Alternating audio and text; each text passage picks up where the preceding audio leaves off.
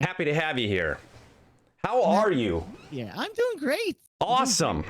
Other than the So amazing weather excited. we have outside right now, because I know our situation. It's something else. It's something else. I you know like and it's a little weird to get up, I think. It's a little weird to get up and look outside with everything that's going on and see just rain showers, clouds, the whole nonsense and be like, "What am I supposed to do with this? Yeah, What am I supposed to do with this?" yeah, I hear you. I hear you. But we're It's beautiful here. out. We're having a good Beautiful day. out. You got Always you got good. a tournament coming up Of course, as we do every week. every So week. So you do Just Dance tournaments every week? every week, yes, there's a weekly tournament every single week. It plays 8 random songs in a row, and there's usually like 2 to 3 thousand people like playing at the same time. And I generally finish somewhere between like 20th and 40th, and that's in the world. That's with Wow. everybody. So Everyone taking part in the tournament. yes. Wow, that is just something else. And so you when we last talked at PAX South, you had actually said that you have like a world ranking. Yes, I believe I So am top 10 in the US at this game for sure. 100%. top 10 in the US at Just Yes. Dance. Yes, That is correct. fantastic. Now, Mhm. you did a song at PAX South too, Blindfolded? Yes, of course. Of course. I do plenty. Actually, I have Streamloots. I'm sure you people know what Streamloots are. Yeah, yeah. And I actually have cards that force me to play songs blindfolded. And then they couple that card with if I don't get like a certain score on it, I have to donate $5 to charity. So they couple these two cards together, and I'm always like beating everybody. It's just it's not fair, but because So we're yeah. we're big supporters of charity drives here in the vault. Mhm. So tell us a bit about your charity. Okay, so the charity that I donate to generally is Glisten, and they help LGBTQ students who are dealing with stuff like that. Their identities, what they're dealing with, all housing, anything. But with the card, like if I end up losing one, it's that person who played the cards charity, so I can donate to any charity that they Oh, want. So that's well, pretty that's amazing. cool. Yeah. That's really great stuff. And Mhm. obviously, it's really helpful to different communities. It gets people involved directly to where it can be like, oh, hey, well, this is it's your involvement too, Yes. because we're making it personal for your interests, but also with you being here, and we want to recognize that. So that's awesome. Hello, Lady Justice, and thank you so much to all the people who are hosting again. Thank you guys. So how did the whole Just Dance thing get started? What when did that come into? And tell us a bit about yourself. Tell us how you got started. Okay, so I play a little bit of rhythm games in my life. It's my thing. I enjoy them. I have a DDR tattoo here on my arm. I've been Wow. playing DDR for like 15 years, 16 years, something in there. I'm not great at it. People who see me, they think that like I'm the greatest ever because it is like impressive what I do. But like considering like ranking wise, I'm terrible at it. But I enjoy rhythm games. And one day, my wife, Asuna Sakurai, wanted to play some Just Dance. I'm like, okay, it's a rhythm game. I'll give it a shot. And there was a point in the Just Dance that she was much, much, much, much better than me. And I was like just a goofball, like trying to figure out like how to move and just whatever. And I just continued playing because I had fun doing it. It was a different form of exercise. So that's how I kind of got into it. Because like with DDR, you're standing still, you're not moving, you're not really getting exercise anywhere else upon your body. You're just standing there. You're not really moving too much. So with Just Dance, you're moving around and having a good time, and just it was a lot of fun. And that year, at the end of that year, I found out that there were World Cups in the game. I'm like, oh, that's interesting. And you didn't have to like pay an entry fee or anything. You just went online, and everyone did everything, same songs or whatever, kind of like the weekly thing. But this was like an official, the same set list. Everyone's doing a thing, and they rank you.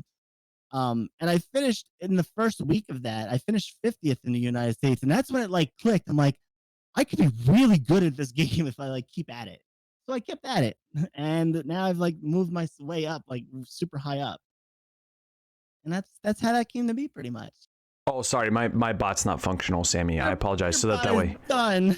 No. I turn it off because it's got all my lights, and so people can hit sound effects and lights and Gotcha. all that stuff, and I don't want that overriding you guys. So I don't do that when we're doing interviews. I do it at the end and everything. But so Yeah, how did you get started into the whole like streaming aspect of the career then? So like, you know, you're getting into Just Dance, and then obviously we've transitioned into you being a Mixer partner and you streaming on the platform. Did you start on Mixer? Was that your first choice, or? That was not. I started streaming actually like 6 years ago, give or take. I was streaming on Twitch, and I'm streaming basically because someone who lives literally a block away from me now. I actually moved to where I'm at now because of this person, because I Oh found them wow. on Twitch, and I just like I wasn't a streamer at this point yet. I was just kind of like hanging around, and I found them playing Resident Evil, and I was like, oh, I feel like watching Resident Evil tonight. I was like, just as a viewer, and he was running around in that game, and he went to go buy like a bunch of healing items from like the trader with like, what are you buying, what are you selling, I forget his name, but he ended up wanting to go buy a bunch of things. He sold all his items and like went to the boss room. I'm like, no, dude, you did like the wrong thing. You like sold everything instead of buying everything. He looked at the camera like, oh, he's like, no, you're just trolling me. Like he looked at his items like, oh shit, like went back, bought all the items that he needed to, and we like sparked a friendship from that. Like, and from there on, he like we just got into talking a little bit, and then he suggested that I stream, and I played a lot of Destiny back then. So that was actually the first game that I streamed was Destiny. Like, I was a Awesome. Destiny streamer. King Ithalian was a big inspiration to me.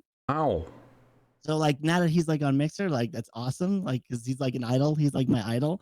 Even though like I don't play Destiny anymore, but he's still like my idol. And that's how basically I came to streaming. Like he's like, you should just try it one day, and I just enjoyed it. And I eventually like I was like, oh wait, I could do my rhythm games on here, not in this little tiny apartment. I tried playing the DDR a bunch of times, didn't work out. And my friend that I was talking to online knew I was looking to get out of New York City, which is where I was from. I should probably have said gotcha. that. And we came out to visit, and he's like, well, why don't you apply for a job while you're out here? And 4 years later, here we are. We own a house. We have a wonderful job, and everything's great. Everything's great.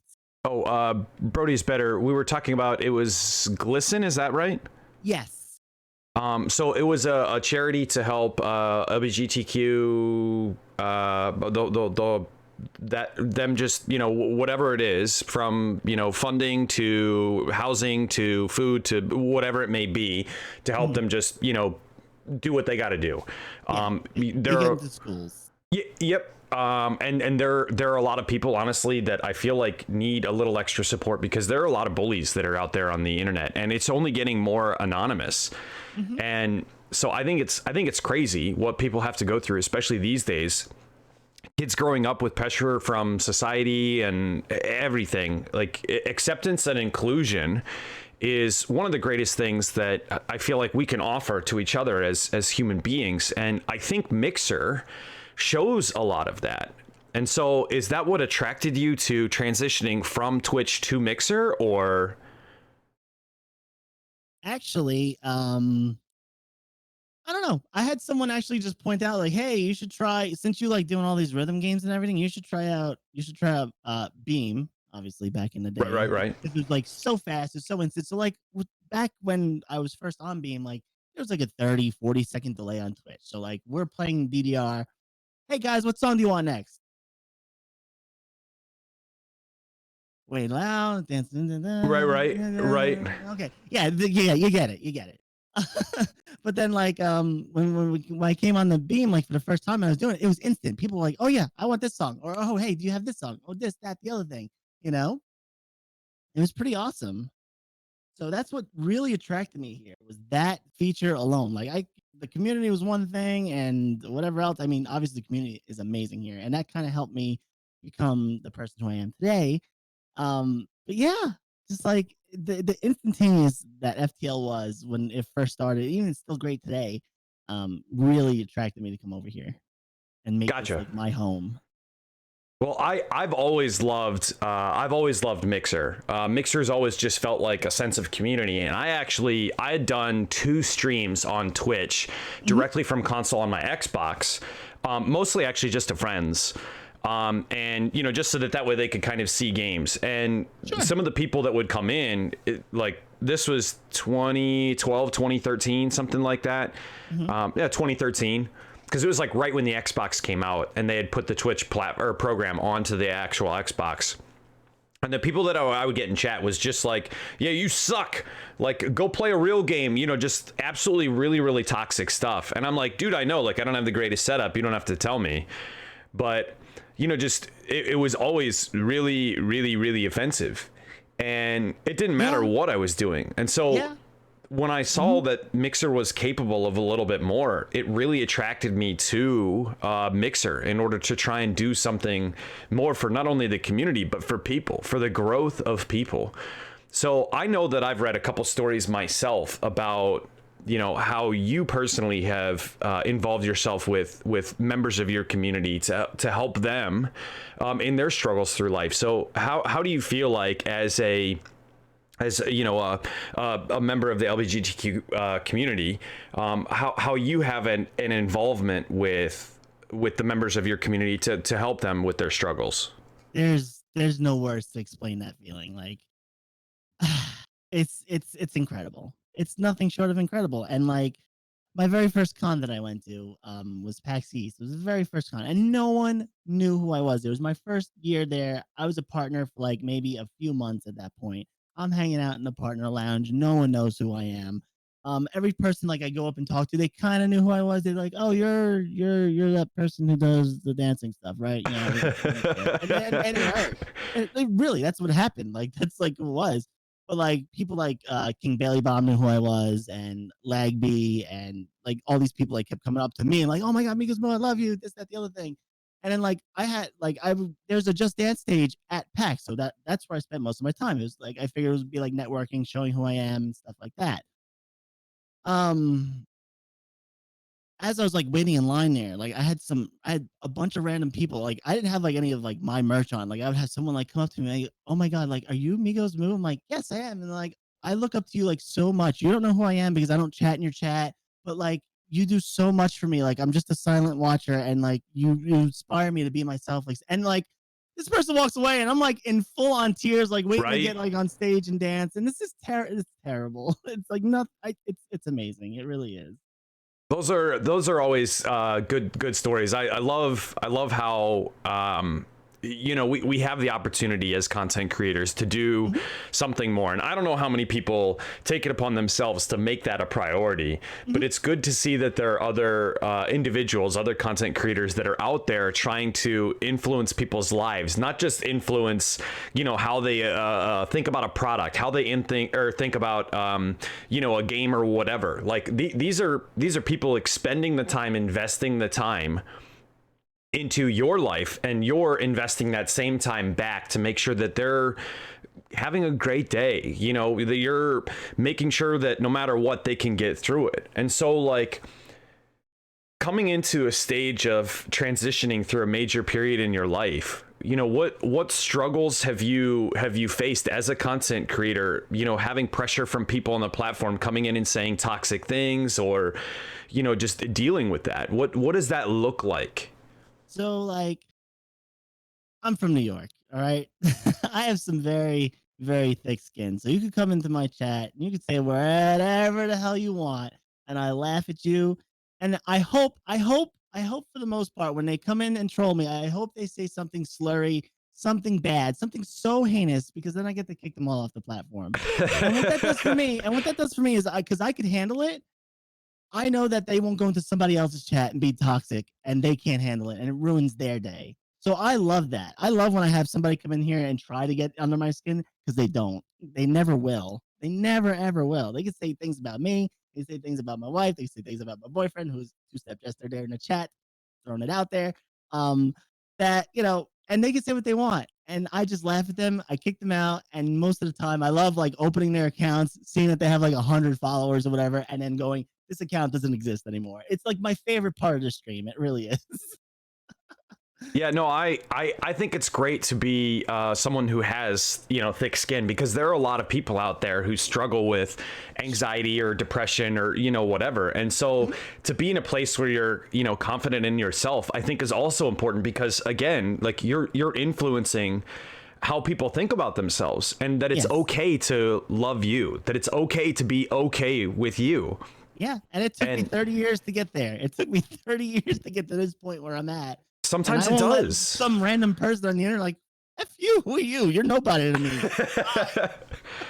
But it's good to have something to stand up for, and that's what I love about seeing content creators like yourself, is that you can stand up for what you believe in and not let anything get to you in that sense. And it's good for you to kind of take the torch in your hands and say, you know what, like, no, I can deal with this, but someone else might not be able to, so I'm gonna draw the line. And I feel like it's the same thing here. Like, people know, a lot of my mods, a lot of my admin know, like, people coming into my chat, they'll harass me, they'll say whatever, and I don't care. It's like, no guys, just let him have his little fit, and it's okay. And if he says anything, completely across the line, get rid of it. It's gone. But otherwise, if he wants to talk about my mom or my sister or whatever, I don't care. Just let him. Like, who knows? Maybe we transition into a person who just says, you know what, I just wanted to screw with you and see how you reacted, and obviously you can handle it, so no big deal. Like, I'm just gonna go about my business. So yeah, I don't know. I think it's nice to have other people on the platform who can kind of make sure that they're taking care of that, because not everyone can handle that so well. So I think that's outstanding. It's outstanding character as well. You gotta make sure you watch out for the little guys who might not be able to hold up to it. Yeah, we actually have turned trolls into dwellers. But nice. So did you have like an array of games? I know you brought up Resident Evil. Did you have like an array of games that you had really gotten into that you still go back and want to play besides Just Dance? Do you do that off of stream, or what does your outside life of this look like? I mean, outside of like streaming, like I don't really do too much. I do play games, but like most of the games I play on stream, I'll play off stream. Not except for Just Dance. Like that, I feel like I need to be doing that on stream just because it gets people up and moving and doing whatever. They feel good about themselves and they come in and they see me and they're like, oh my god, like I need to get up and move. I need to get up and dance. Like this looks like so much fun. But like games like outside of stream, like I'll play balloons with wife every now and again because it's like a nice time killer. I really like to sit down and watch other people play games. Like that's how my inspiration to streaming actually came to be. So I really I'll sit back and I'll watch other games that I enjoy watching. Like games that I don't enjoy particularly playing, like I enjoy watching. So like horror games like that, you will never catch me playing. I don't care if you guys raise $7,000 for charity. I'm not playing any horror games. It's what not about happening. 10? I will watch someone else play it and react to it, but I'm not playing it because there'll be nightmares forever and ever and ever. So wait, like side by side couch co-op, you would do that? Maybe. So like, I don't know. There were to be a charity drive, let's just say hypothetically locally, where two content creators and streamers, one could play the horror game. Don't you do that? Come on. Yes, I will come over and play games with you if it was for charity. Yes. All right. We might have to get into that. As long as I get to have my blankie and stuffed animal, it's all good. We'll bring Freaky Fridays back, and I'll play like Slender Man or something like that. Please don't. Please. Oh man. Yeah. Well, that's exciting. So thinking about it, thinking about all of the different games. If you had to pick 5 games that you would play, just absolutely die for, your end all, like these are the top 5 games of all time, what would they be? Okay, Just Dance and DDR, automatic. Like that's my life. Okay. So automatically those 2 games. But now I'm gonna throw some games that you'd be like, really? You love and enjoy that? I love Civilization. I love that series as a whole. I love that game, like just the whole building aspect and the time it takes to play all that stuff. Two Step Jester's got the other game right there. Phantasy Star is another series that I absolutely love. I'm not much of an MMO player, but I love PSO. It's a lot of fun. And PSO 2 just came out. It's full released out on Xbox. It's a lot of fun. And it's free. It's free to play. So if you guys want to play, you're more than welcome to play it. And then I gotta pick one more game. I mean, I like Left 4 Dead, but I don't know if like that would be like my be all. Just go with Pokemon. How about that? What if you had to pick a Pokemon game? What would it be? That's tough. That's tough because like I'm an OG player and I loved Red and Blue. I feel it. I mean, I grew up on Red and Blue, so that's not fair. Yellow is the correct answer. Why is that, dear? because yellow's got Pikachu. Red and blue have Pikachu. What are you talking about? Yeah, I know. It's all about, hey, I mean, sometimes you gotta listen. You gotta just listen and go with the flow. Mm-hmm. You know, it's that married totally. life. Yeah, I get it. All right, Pokemon Yellow it is, guys. You get Red and Blue, and you get a Pikachu that follows you around, and you get a little chick on it every now and again. I mean, you can still go and get the other ones. Yeah. It's not like you can't. I mean, at least you start off with Pikachu. You don't have to worry about waiting until Electric City until you can get your first one. So I mean, hey, yeah, but it is what it is. So we've discovered the gameplay. Mm-hmm. So, and we've discovered a little bit about your life. The point of transition. I would love to know about that piece. So like, how did you, and I know this is probably kind of a touchy subject, how did you come into that decision? Well, I like, if for those of you that do want to like know every little thing, I do full on disclose everything that's going on about me. I don't hide anything about it all, because there are people out there that are like me that need to know what footsteps I'm going through, the high, the low, the super low, everything in between. So I do talk about it. I'm very open about my transition.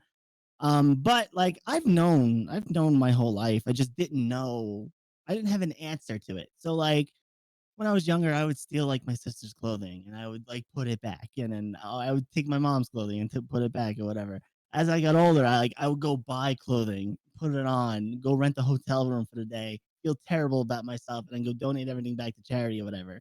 I would do things like this throughout my whole life, just like I knew it. But one day, as soon as had caught me like in fully transitioned clothing or whatever, and like, we had a long conversation about it, and this is many years ago. But like, she was like cool with it. She was like, you feel comfortable doing that or whatever. So along those lines, I got a little bit more comfortable with doing it, a little bit more comfortable doing it, and then like found streaming, obviously, along these lines. And I kind of like put that like on the back burner when I started streaming, because like I was like kind of like embarrassed about it. Um, when I moved to Mixer now, I felt so comfortable with the community here that I started slowly presenting on stream that way, and I slowly became a little bit more comfortable doing that. And just a little baby step at a time. Like, this is who I am. I do this every now and again, yada yada yada yada yada, and just slowly, little baby steps. And my show, like, they call trans people who haven't like figured out that they're trans yet, they call them eggs. So like, every little crack in the egg, like a little bit more would come off, a little bit more shell would come off, but it wouldn't ever like just fully pop off. And it wouldn't fully pop off until I was at DreamHack Montreal, about, what was it, a year and a half ago now? Last year, September of 2018 or 2019. Do you remember, dear? 18. Yeah, I guess that makes sense. Yeah, 2018. And like, I'm like doing this like on stream like every other day now. Like, it's just a part of my stream, it's my personality. People are used to it at this point. But it still never like fully clicked. It never fully clicked ever. And then when I went to DreamHack Montreal, the friend's house that I was staying at was like, "Oh, let me do your makeup one of these days while you're out here." I was like, "Well, that's, I could see you doing that. That's fine." And when she did the makeup and I had a wig on and everything, it was right then and there, like having real life people other than having somebody to talk to through here. It just clicked. I'm like, oh my God, like this is more than what this is. And that's what it like hit. And I went home and that's when I started doing like a bunch of research. Like, why did I do this as a child? Why did I do this and this, that, the other thing? And like, everything just like came flowing out. It was a very emotional, it was a very rough time. I had to break it to like Asuna that like, hey, like, I want to be like this all the time. And it was rough. It was rough. It wasn't like, oh, hey, Peach, oh yeah, great. This is great. Like, this is awesome. Like, she married somebody else and she had the debate and I had to accept her answer based, whatever way she was going to feel, because her opinions and feelings are valid as mine. And she thought about it long and hard, and we kind of kept going about things and figuring things out, and she's like, I love you no matter who you are. Like, she came across that decision, and that really like helped me, like, all right, you know what, we're going in, got a doctor that I liked, went and did that, and now we're here. And now we're here. We're not even a year yet into our transition, and everything is fantastic. My feelings, my moods, my emotions, my mental state, everything is just worlds better than what it was. Everything finally clicked, you know? Sorry, I was trying to handle some Twitch issues over there. Oh, you're fine. No, an Apache. She is. She is. I'm glad you got the opportunity to meet her. I assume down at PAX South as well. She was dancing her butt off over on the stage pretty much the whole weekend, which was great. Because that's what I do. Next PAX we get to, I'm carrying a sign and I'm putting it in front of the stage so people know like where to follow me. I need to be like smarter about this, like, you know, like this is where I am, and I'm gonna do my dance, and I'm gonna take my sign and go with it. Okay. You know? So it sounds like you ventured to quite a few different conventions. Yes. You talked about DreamHack. We've talked about PAX. Like, what is that? And I know obviously, like in the let's just call it what it is, the professional circuit of essentially Just Dance. Like those appearances are incredibly important. Being available, being present at events, things like that, it's great. So how do you how do you decide which ones you're going to, how often you're going to be going to conventions? What does that scheduling look like for you? So for us, we don't make a lot of money. I'm just gonna be straight out with it. We don't make too much money where we could be like going to all these conventions. So we always just pick one for the year, and I always go to DreamHack because it's only myself, because it's up in Canada, and I know so many people there, so it's like kind of like a family reunion for that. And it's just DreamHack is just a giant LAN party. There's no dancing, there's no anything. It's just a good time to be off the internet, no streaming, and just having a good time with friends. So that experience in itself is it's not very expensive. So I always set like a little set money aside that roughly costs me like $200 to go up there with a ticket, to get into the place and land for 3 days. Right. So we always pick one convention to go to, and East used to be my convention to go to because it was the closest, and it was a big convention. So we went to East the first 2 years as a mixer partner. And then this past year, I was gonna try to go to South and then try to go to West. Like that was the plan for this year. Just because South was way cheaper for us. Like, just to put it like in a grand perspective thing, to go to East for the two of us with tickets, hotel, fare, everything, we're talking like $2,300-$2,400 just to go to one convention. Right. Going to South, we were a block away from the convention, and we were under $1,000 for the both of us. Like it was like, okay, we're gonna go here from now on. This is great, you know. So it's decided before we go to one of those, like, you know. And I want to Jester. Yes, and I want to go to once to PAX West, because I want to go through the Mixer Studios. I want to see that. I want to experience what they do for their partners out there. But that's the big money one. Right.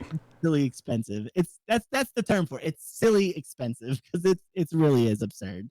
But yeah, I was super excited to see it. I mean, so this PAX South was my first I would call like a gaming convention. I've been to like professional gaming events, but those are literally locked down for it. Like you're stuck to, whoever's playing in a tournament. But going to PAX South, I was just so floored, like absolutely floored at, the love and the support that you see, not only from community members, but how wide and diverse the range of interests are in terms of gaming and social structure, everything. So like I wanted to get into PAX West. I was super thrilled about it. And I pretty much said the same thing, like, oh my God, PAX South is so incredibly cheap. I'm definitely pulling this off. But I want to go to PAX West. And like it seems like it's definitely up there in the same line bit as East. You're looking at probably around, $25, maybe $3,000, depending on everything all said and done with food and hotel and tickets and all of that. But it's fun. So like how crucial do you think that is, that level of networking or interaction with, fellow streamers, content creators? Where do you feel like that draws the line in how to grow, how to succeed as a platform content creator?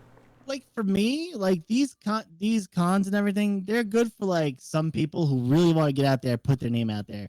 For me, like I just go to hang out. Like I don't like go to booths and be like, oh well, hey, I'm this person. Like you should like do this because most of the time, I'm gonna be honest with you, it comes with rejection, and I'm not very good with the rejection from these companies. It hurts because like I don't play any of the big games. I'm not a big person. I'm not this. That's the things that they tell me when that's obviously all wrong.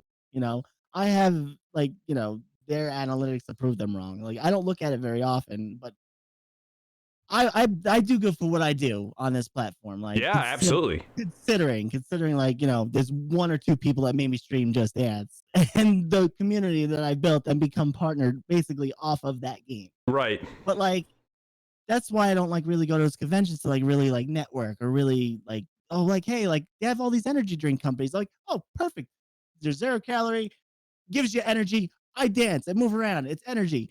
Nope. No one wants to be a part of it. So it is what it is. And I accept that. That's fine. But like when I go to these conventions, it's more about having fun. It's connecting with other people and seeing people all these people that I met online for streaming in real life. And of course, I gotta go dance because I love dancing in front of a live audience as well as dancing in Right. front of a live audience. Right.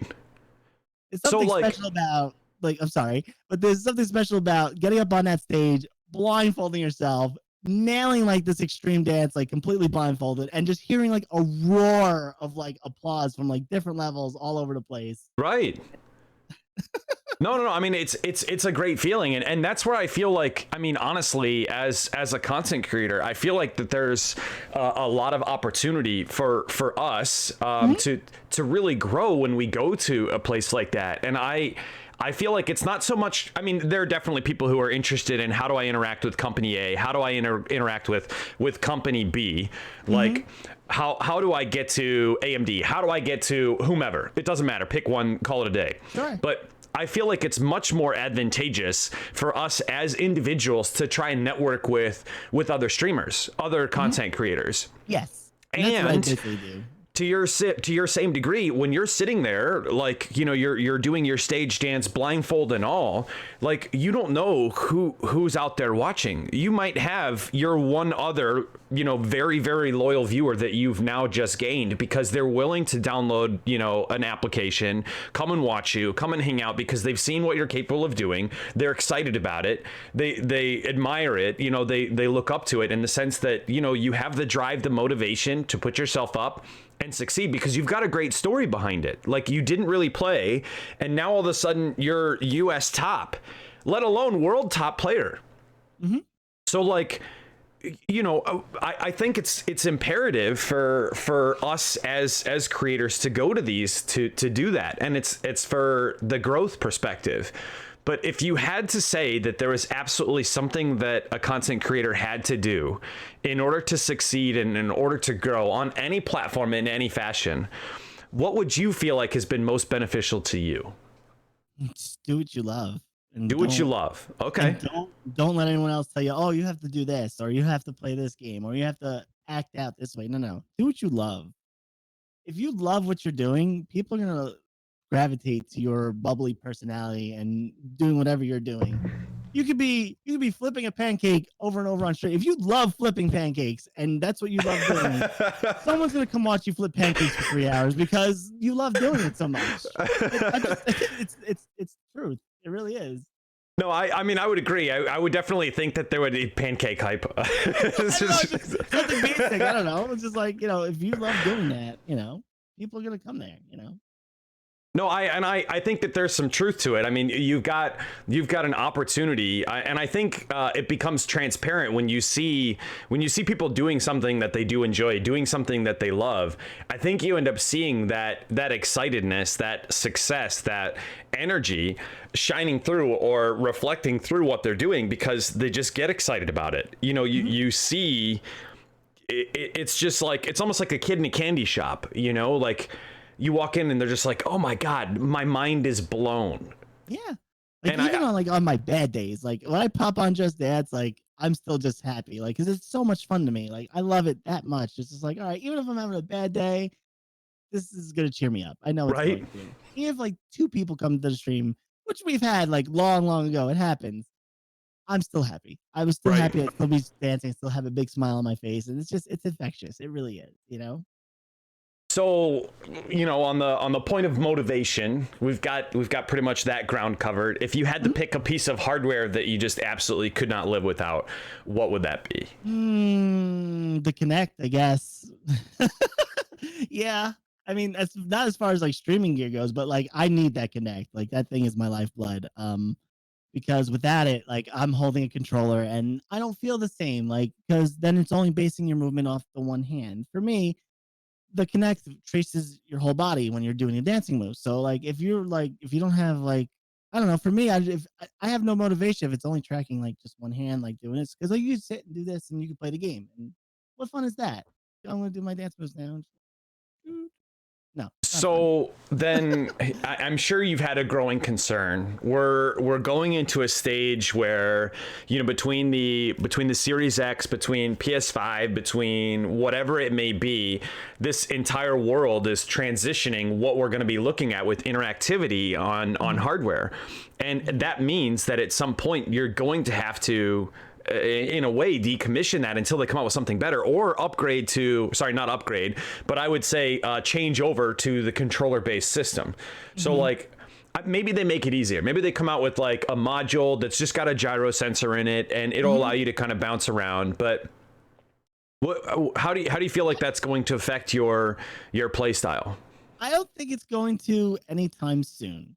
And I Okay. could base that off the fact that Just Dance, up until this year, this is the last year, that it still comes out on a Nintendo Wii system. So if they can make games for that for this long, I could imagine how long I still have on this particular platform, the way it is, the way it moves on Xbox. Like if it goes for the next 5, 6, 7 years, that's great. You know, Right. I will adapt to whatever it is. It has to be. I might have to move into a VR based thing if I have to, because I love playing Beat Saber. That's another fun thing to do.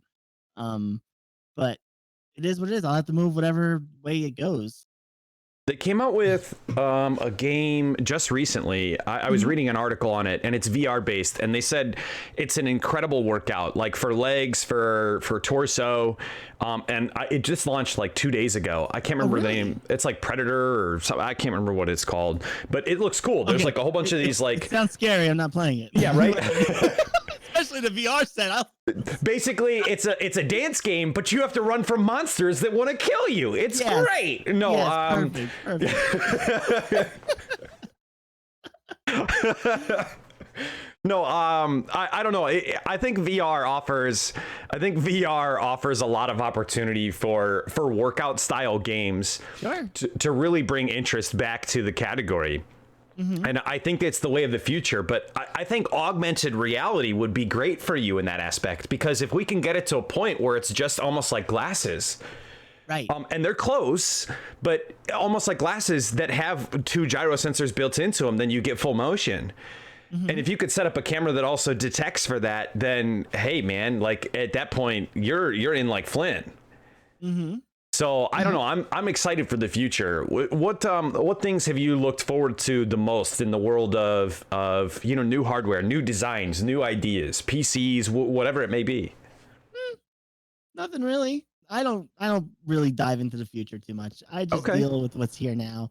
I mean, it's cool all the stuff that's coming out. Like you have the new systems coming out. I haven't really like paid too much attention to it because again, I'm focused on what I love doing so much. And I'm like, I'll get to it when I get to it. Like there'll be some cool things, and people will buy things the first day it comes out. But for me, it's just like I enjoy doing what I do, and I don't really stray from that too much. Well, so I mean, it definitely looks like you have a lot to be excited for around games, though. I mean, you've got a lot of stuff that's going on in the background over there, a lot of collectibles. So, Yeah. like, you clearly get excited about up and coming releases. And I know you said that Just Dance is like a primary category for you, but like, I mean, I see Zelda. It looks Pokemon, like I got Pokemon here. yeah, I have yeah. Overwatch. I am obsessed with Mercy. I don't know if you noticed that. Like I did not, but whole now I poster- do. That whole poster wall is all Mercy. So, did you play a lot of Overwatch before Just Dance then? I played a lot of Overwatch in general, and I actually cosplayed as Mercy. I Oh. built everything from scratch. I did all that stuff, and it was a lot of fun. Hold on, do you think I could send you a picture through Discord? And I can actually get that up for you? Yeah, I could probably get that to pull up. Sure. Just give me a second. But yeah, I love Overwatch. You're on 18 plus, right? Yes. Yep, absolutely. Okay, Yeah. cool. I'm a heal slut in any game. Okay, it's just what it is. If there's a healing category in a game, I love doing it. I love being a support character. It's like what I am in real life. I love supporting people and helping people. It's just my character type. If there is something to do with healing or helping people, that's what I like to do. So yeah, any game particularly.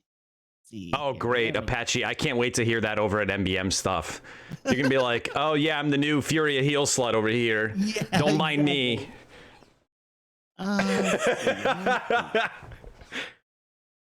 Okay, so let's see. Where's the good one? I'm looking for the good ones.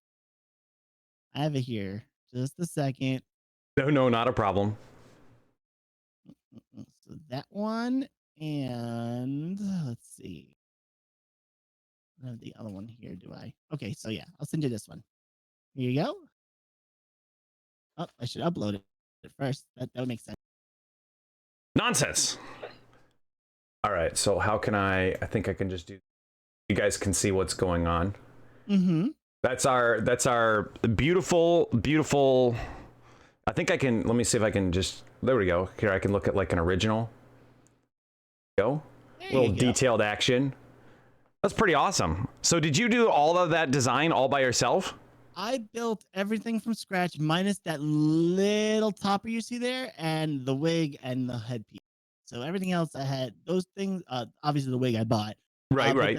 the headpiece and the little halo that goes around the head. Those were 3D printed.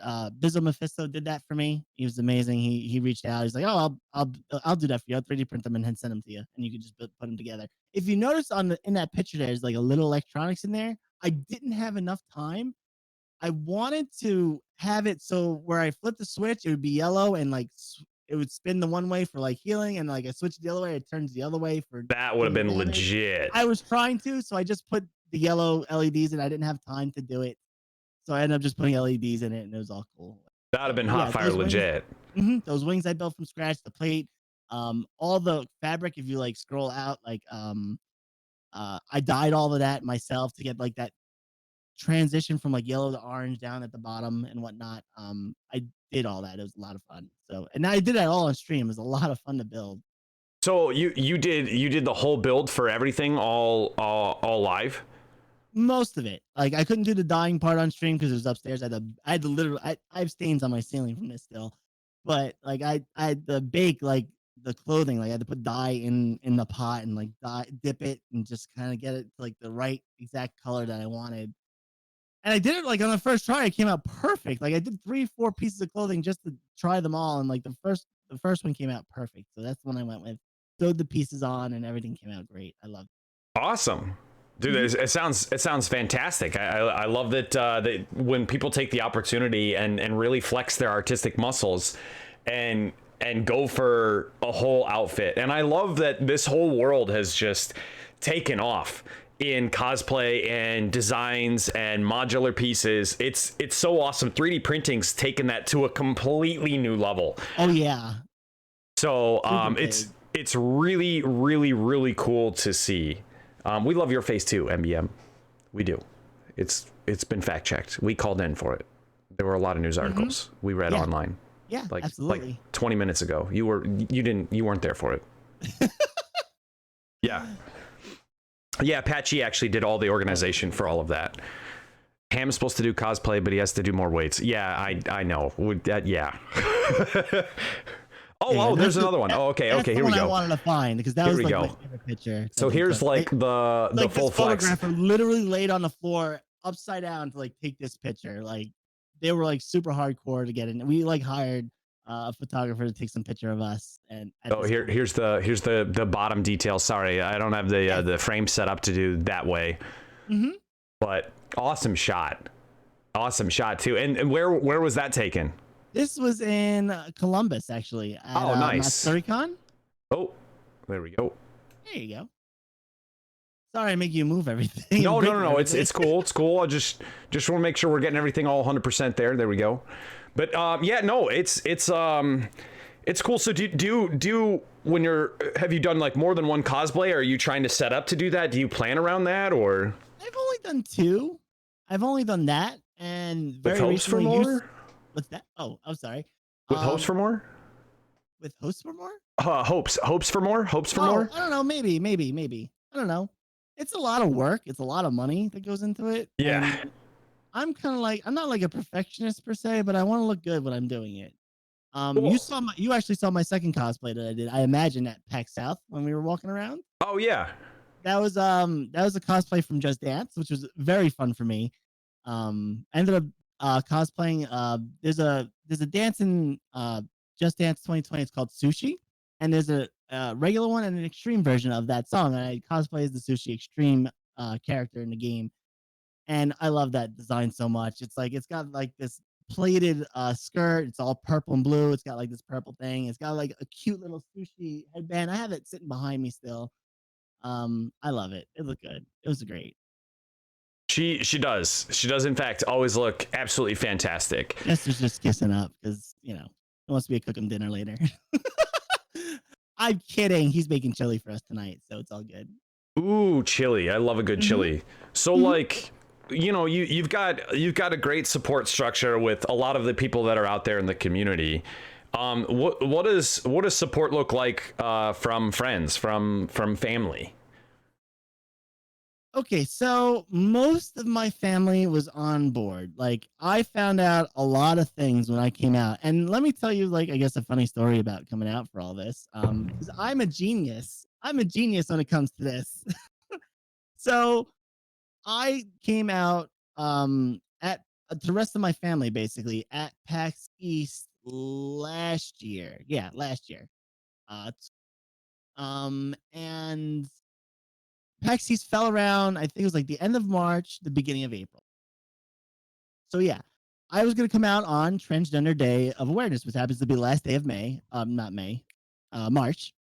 And I was gonna come out, and I didn't. And I was like, you know what? I'm not gonna do it. I'm gonna wait another day because I actually had the most amazing weekend at PAX because that was like my first time out and about as myself, seeing everybody at Mixer at this con, being my true self, and everyone was just so supportive except for one little tiny incident at the very beginning of the con, which I'm not really gonna go into unless you guys want me to. I will. We don't want to throw names in the mud. We won't throw names in the mud, but I'll tell you what happened. Like it was crazy or whatever. But and it kind of like gives me inspiration for who I am. But like I was like I couldn't come out, like I was so scared to. So I woke up literally the next day after the Trans Day. I'm like, you know what? F this. I'm doing this. I'm coming out. I made this giant post on Facebook or whatever, coming out to all my family and friends. And then after I posted, I'm freaking out and I'm like, oh, you know what? It's fine. And I look at the date. What's after March 31st, you guys? Oh. Oh. April Okay. Fools! Yeah, it was bad. Like, and I had like a bunch of friends actually like, you know what? That's not cool that you did that. Like on April Fools, like I'm transgender myself, and I don't want people knowing yet. Like a bunch of people came out to me that day, like friends that I had that I didn't know. And they're like, "That's not cool. You do that. Make fun of people on April Fools." I'm like, "No, it's not meant that. Like, it's 100% true. Like, I swear to you." Like, all accurate. I yes, swear to all God. accurate. And like, it was a big misunderstanding, but everyone like was for the most part was good. Like all my friends and family, like friends that came to me and yelled at me, I was like, no, it's 100% serious. I tried doing it yesterday for this day, and they're like, oh, you know what that day is, so you must be telling the truth. And I've like kind of inspired them as well, like because they like I have a few friends that still like aren't out yet, and they like come to me like every year, and they're like, oh, we're so happy for you and that you've gotten this far and whatnot. And it's just like most of my family is good. Like I found out that my on my mother's side, my uncle, my cousin of actually one of her boyfriends is a trans male. So they were very accepting of me, like already, like instantly, like, oh, we already know everything that's going on with that. So you're fine, like you're cool in our books or whatever.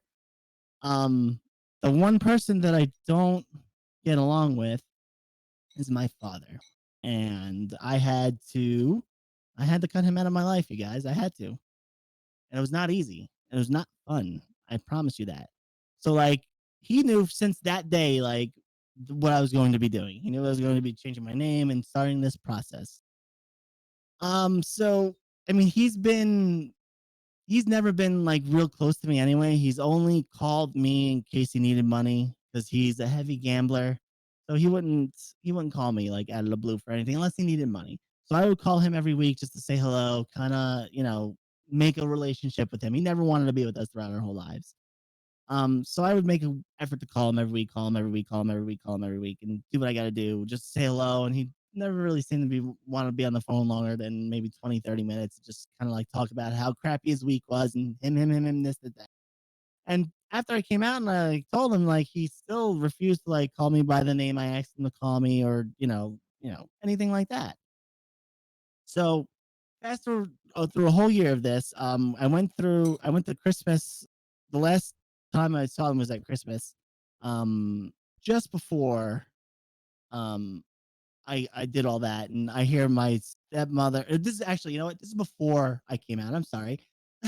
That Christmas before I came out in April, like I heard my stepmother and my stepsister talking absolute trash about trans people. Like they're terrible people, this, that, the other thing. So I'm like, this is gonna be fun when I decide to come out eventually. Um, but yeah, like my father wants nothing to do with me. So after I changed, my name change happened literally the day I got back from PAX South. So our PAX South that we hung out together Yeah. was like kind of like the last days of Dead Name, and I was like so happy. We were like celebrating that, and we were like having drinks every night, like celebrating that. And like literally the day I got back, I had my court date. And I put out a post on Twitter. It's still my pinned tweet on Twitter. Like, hey, I know this girl. She's me.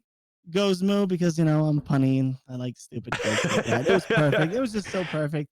And that day, I texted my father, said, "Hi, my name is Sarah Celeste, and our last name. It's nice to meet you, and I love you, Dad." He never answered me. I called him later that night, no answer. I called him the next day, no answer. And from that day on, nothing. I haven't heard from him since the beginning of this year. Not once. He hasn't made an attempt to call me or reach out to me other than on Easter. He just reached out to me a few days ago, actually. He wished me a happy Easter. I was very emotional when he texted that because I was just like, I already like erased you. Like, I'm done. Like, I felt so good that I erased him out of my life because like it's just like a burden off my back. It's gone. Like, I don't have to worry about it no more. So I did the right thing. I texted him back happy Easter. And nothing, no, like, how you doing, what's going on, for 4 or 5 hours. I text him back, so like, so how are things, just trying to make conversation with him, see if he wants any effort whatsoever.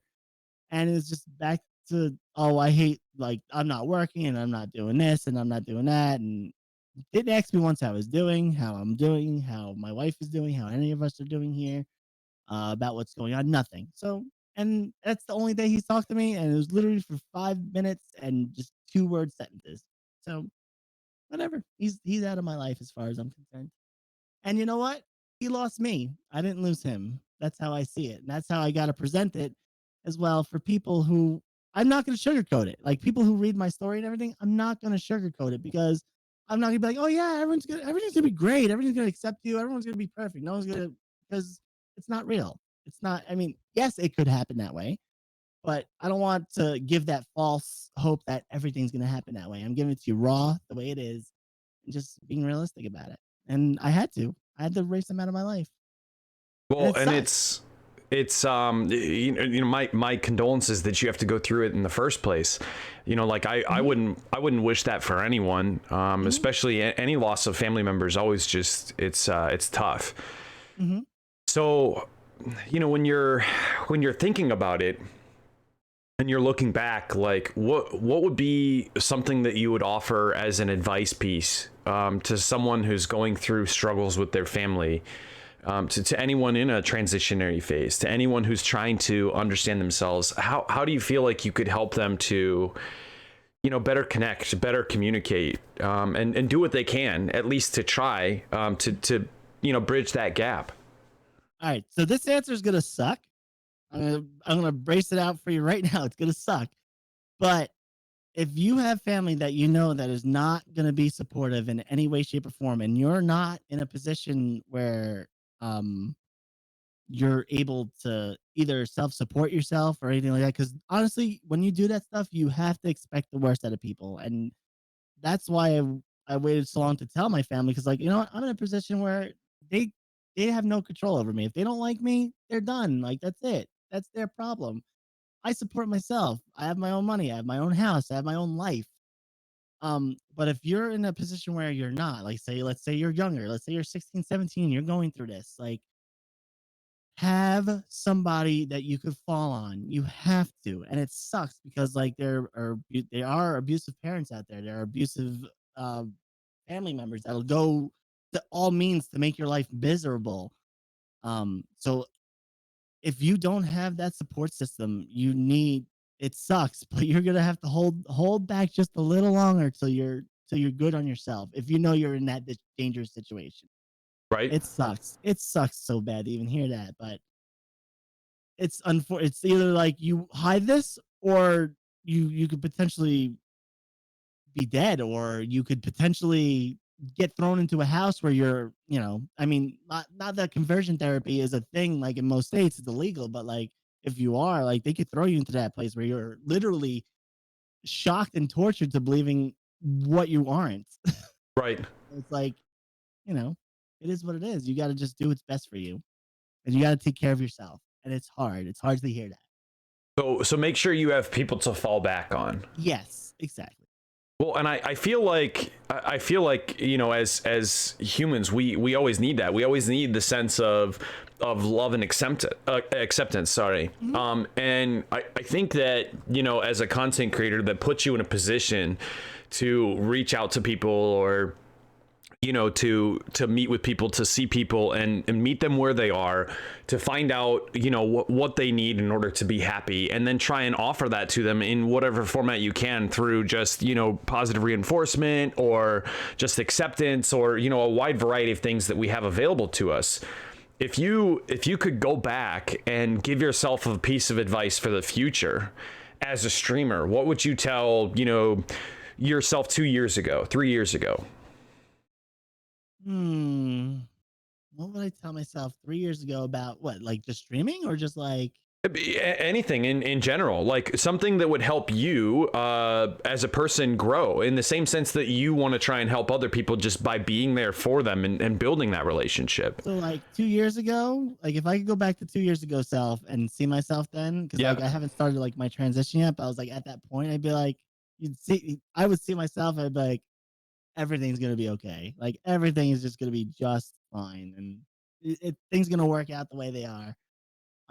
As far as like advice, it's just like keep doing what you're doing. You're gonna get to where you want to be, and don't change who you are. Don't change who you are for anybody. Cool. Cool. I mean, Hmm. and it's sometimes answers can be incredibly simple like that. Like we like to overcomplicate things. We always Sure, we do. want to make things more challenging, more difficult than they actually are. And sometimes that it's not the case. Sometimes it is very, very complex. And everything is kind of how you view it. How do you motivate yourself? How do you drive yourself to do more, to be more every day? Because I know, like when I go live, that there's that one person. I know that there are. I know there are people that don't say a word in chat who need what I do. I know that. I know that for a fact because they've come up to me to these cons that I've never even seen them, never heard of them, never heard their name, and they knew who I was. Not wearing merch, not like, oh, hey, look, this is who I am. Not knowing who I am and knowing who I was. So I know there are people out there, and that motivates me beyond anything. Like this, just I want to help people. I always do.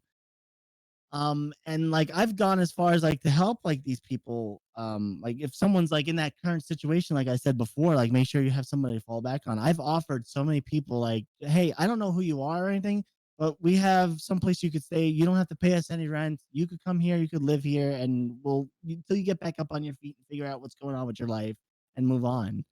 um I've had a few people take up that offer, and they've bettered themselves for it, and it's really is life changing to do stuff like that. And it's scary. It's scary for myself that I like put myself in that situation, but like I understand what these people go through. Right. Well, I mean, it's definitely risky. I mean, you know, all seriousness aside, which Angry, thank you, greatly appreciate that. All seriousness aside, it's definitely a risky position to put yourself in. Like you have essentially a stranger who could be, you know, abusing the offer, abusing the circumstance to get into your life to do something, you know, toxic or hateful, hurtful. But it's strong, and again, I think it goes back to showing the character, and I think it's something that, you know, the world is transitioning into seeing a content creator as, you know, a mentor, as a figure that can affect them, affect the people around them. And I think that we have the obligation to be something more and to do something more for the people that are around us. So where do you see streaming in 5 years in the way people view it? I mean, 2 years ago, you were just a trash ball. Yeah, you were a closet person who played video games and a complete nerd, and now you're a moneymaker. Yeah, exactly. So, I mean, and sorry, not to be rude to anyone, but that's just like essentially that was that was the fact of the matter. 10 years ago, like if you played video games, you were like, "What are you doing with your life?" Terrible. Why are you so antisocial? Why don't you want to be a part of society? Why don't you get up and do something with yourself? Right. So how do you see streaming in 5 years? I can see that like becoming like more personalized. Honestly, I can see like happening like more like small groups of people like having like counseling and stuff like that, like specific things. Like you'll have your niches everywhere where you have like, oh, you'll have an LGBT group or like just anything, just, you know, just groups of people like helping each other out to get through things, you know. I could see that happening So on a larger scale. Like, I mean, it is pretty large as it is right now. Like, you right. can just go find whatever game you want, but like you'll be able to like search for certain things. Like rather than finding games, like you can find like a personality that like you're looking for, you know. So do you see? I mean, in a way of almost kind of theorizing, do you see Virtual Family? Do you see a way of them creating like a almost like a network broadcast television show? Pretty much, yeah. Where you might have 3 channels, and someone's basically just almost like rebroadcasting content that you can still interact with, but then sending that to like TV. Like, let's say, for example, there's a you know, just chatting hour, and there's a, you know, FPS hour, or, you know, however you want to break the mechanics down of it. I can see that happening. Okay. Absolutely. What do you feel like that would look like in the potential for growth and interactivity? How would you see struggles getting into a live broadcast diversity channel? You're still gonna have people that are gonna come in here and be assholes. I mean, that's always gonna happen. That's internet culture. No matter what you do, there's gonna be an asshole somewhere. Someone who doesn't agree with you, whether they're trolling or they really feel that way. Like you have these pride parades. You have these people that come and hold their signs like "God hates you" or whatever. You know, that's great. That's your opinion. You know, you do what you want, but like this is our space here. Like let us have our time. You know, but Right. like that I can see like definitely like changing the way everything is. You know. I think it'd be interesting to see the full, I guess, addition of bringing content creators to the front of the spectrum. Salty, thank you. Bringing content creators to the front end of the spectrum and really adding that to what I would call regular broadcast, because I feel like the way that we consume content as society is definitely setting that position up for the future of success of all of creators. So I think now that we're all inside every day. Now. Yeah, like, exactly. We're being forced to be inside. Who knows how long the thing's gonna last for? Like, you know, like we might become like the new thing to do. Well, and I think that's very evidently true in the sense that you have such a diverse range that one individual can create from content. Like, yes, you do play a lot of Just Dance, but the conversation can be led in any direction. Yeah, absolutely. So I think the versatility of that content is what makes it so unique, in the sense that, you know, like if I go and watch, let's say, Dexter, right? Not a promo of any kind, but if I watch Dexter and I back to back watch episode, just binge watch it, like I'm only really watching Dexter, but anything possible could happen. And I think that's what makes it so flavorful, is that you find such a unique sense of diversity in what could happen. And I think that, you know, variety or just chatting or, you know, open category web show, whatever you want to say, I think that's what makes that piece so awesome is that like your thing, like that Dexter thing, whatever happens, it's happened already. They've recorded it. There's no right, changing it. You can't talk into it and like, oh right. well, let's change. That's a good idea. Let's change this or whatever. No, it is what it is. Yep. Sorry, I didn't mean to interrupt you. No, that's perfect, because the conversation, the narrative of the conversation can literally shift into any direction.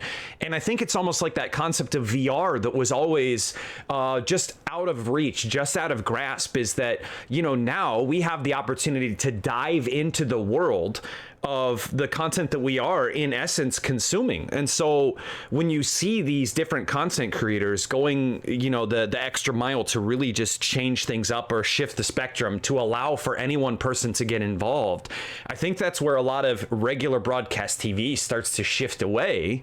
And you see streamers really coming front and center, is because it's just so much more unique and so much more immersive than your regular broadcast television. And that's what I love about it. I feel like it's so awesome to see the broad range of everything that's going on. Sure. I've witnessed a coming. Oh, okay, gotcha. Well, I mean, hey, Jester, it happens. Not everyone has the directional sense to keep things, I guess, where they should be. But no, yeah, and I would agree. I mean, you're definitely just the same as, trolls going to be trolls. You're always going to see things that are going to end up going the wrong direction. And people like Trainwreck TV. I mean, people do. Yes, they do. Yes, they do. So like you always want to have like both ends of the spectrum, because I think, open inclusion environments, having both ends of the spectrum, having both ends of the argument is also just as beneficial. So how do you find, it to be challenging in making sure that you're hearing someone out, hearing, someone's other point of view? I technically don't. I don't, because like, we're people. We're all people. And if you don't think that I should be who I am because of who I am, then you're wrong. I'm sorry. I'm sorry about it. Like, I'm still who I am. I'm not hurting you in any way, shape, or form. I'm not telling you to go jump off a cliff and that's the way things are going to be. I'm not.